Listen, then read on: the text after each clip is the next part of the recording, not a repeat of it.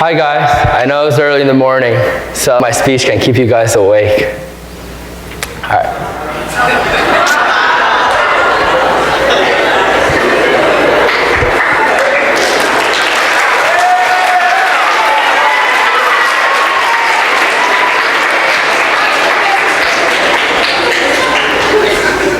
It's 5-all in the third tiebreaker of a 3-hour tennis match. Whoever wins the next point will have match point, and will most likely end this everlasting marathon. However, it's my turn to serve, and you can probably imagine how nervous I was.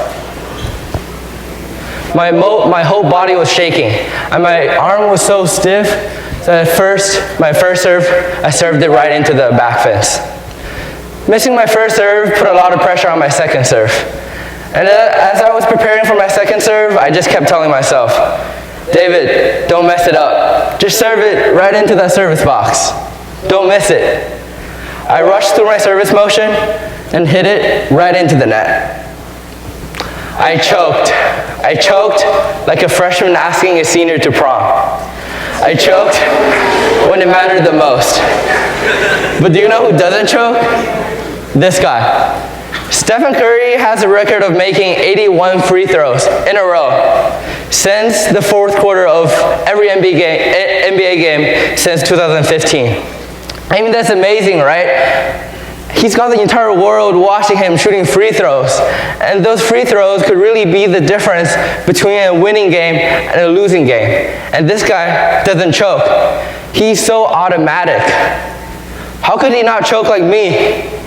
I concluded by saying that Stephen Curry must know the secret to performing at your highest level, even when the pressure is the highest. Thus, I went on a journey to find the secret to performing at your highest level, even in the most stressful situations.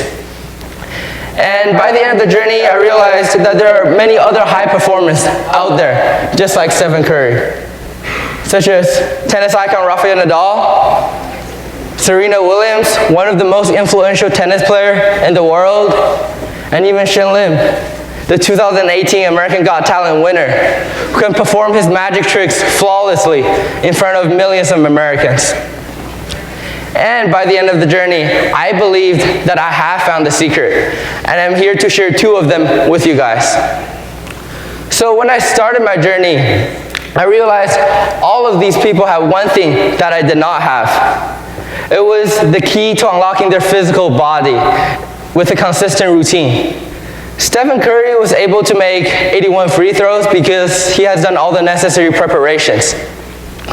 Remember the tunnel shots where he would stand so far from the basketball hoop, he'd be almost standing near the locker room, shooting balls from there? I mean, at first I thought he was just showing off, trying to impress the crowd. But as I dive deeper, I realized that this was his pregame routine. He does this every single time before every single one of his game. You see, when he shoots these shots before the actual game, his muscles are relaxed, and he will make them easily. And as he does this every single time, his muscles will remember the exact feeling shooting these shots.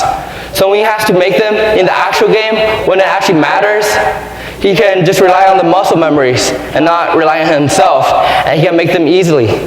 And as for Stephen Curry's free throws, he also has a specific routine where he will stand on the free throw line with his right toe every single time, bounces the ball once, and shoots the ball in one fluid motion every single time.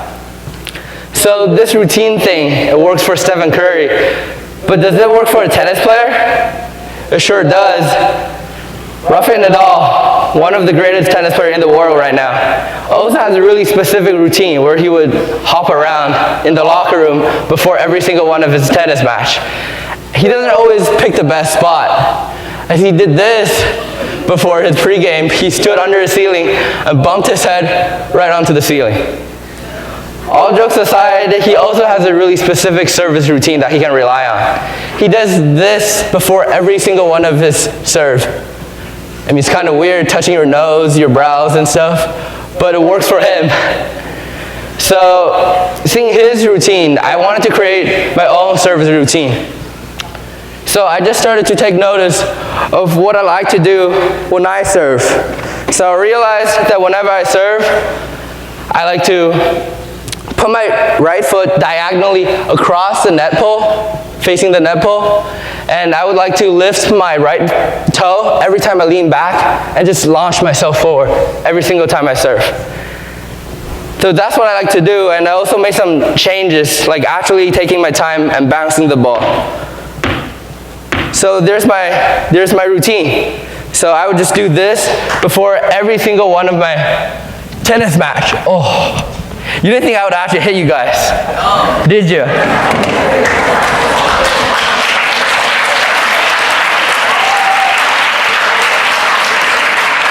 So having my own routine made me a lot more relaxed on court. So whenever I have to serve, no matter what situations I'm in, I'm almost relaxed. I'm so relaxed that I could ask a senior to prom with me.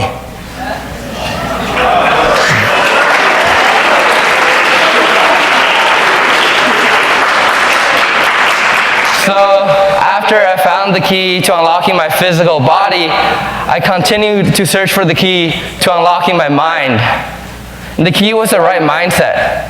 Now, tennis is a lot different from other sports. You're out there by yourself, usually, and whether you win or lose the match is all on you. You can't blame anyone else if you lose a match. Just like how Serena Williams said that tennis, it's like a game of life. In life, you can't rush through it. You gotta take it one moment at a time. I mean, we do all kinds of things to entertain ourselves in the present. We hang out with friends, we host parties, just to make the present the best version it could be. In tennis, it's the same thing. You can't predict what's gonna happen in the future. You can't predict if you're gonna win or lose a match. And you can't always look back onto your failures because you can't change the past. Just gotta try your best and stay in the present and not care about the consequences and enjoy the process. There's Serena Williams, and a really good example of Serena Williams' mindset is Shin Lim. Shin Lim went to the American Got Talent show with only 3 acts prepared, even though he needed 6 to win. So he didn't go there to win the show. He just went there to entertain the crowd. And he did exactly that. He went there and performed every one of his acts flawlessly, no matter what stage of the competition he's in. He didn't really care about winning the competition, but he ended up winning the hearts of millions of Americans. So what I took from Serena and Shin Lim's experience was that I had an entirely different perspective on the game of tennis. Before, I would always worry about losing a tennis match, losing to a player who's worse than me, or just losing points in general. But right now, I didn't care. I became a strategist on court. Whenever I see a ball coming at me, the time slowed down, and I took my time, watched the ball, and planned what I was going to hit. And since I didn't worry about winning or losing a tennis match, I also started to hit more riskier shots. You know, shots I would never hit with my old mindset. I started to take more risk, and it paid off. These shots I would never hit before, and I would never make them. But right now, with a new mindset, as I didn't care about the consequences, I start to hit more of them in practice. I mean, even Michael Scott, the great Michael Scott, has said that you miss 100% of the shots you don't take. So why not hit all of them? So I started to take more risk. I became a better tennis player. I started winning more tennis matches. And not only did my tennis skill improve, my love for the sport I've devoted my life to also grew. So, life is stressful, guys. I mean, as high school students, it's even more stressful. We got all kinds of things coming up. I mean, we've got the finals, got SAT, we even have our driver's license test coming up. And that's only for the academics. If you're an athlete, you probably have trials coming up, especially tennis players out there. You're trying to impress your coaches. And for the romantics out there, you're probably thinking about asking someone to prom with you. All of these things are stressful, and you can't escape from them. So just ask yourself 2 questions the next time you're under a situation like this. Do I have a consistent routine that I can rely on? Have I prepared enough? Do I have something I can rely on? And am I going to the situation with the right mindset? You know, a mindset that doesn't care about the result and just focuses on enjoying the process. If you said yes to both of these questions, you're on the right track.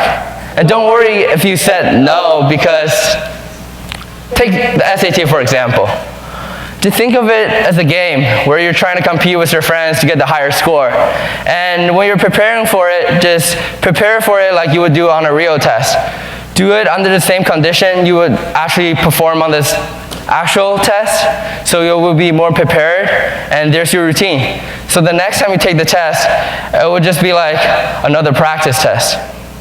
The next time you're put under the spotlight, guys, be fearless, because you already know how to cope with it like a pro. Thank you.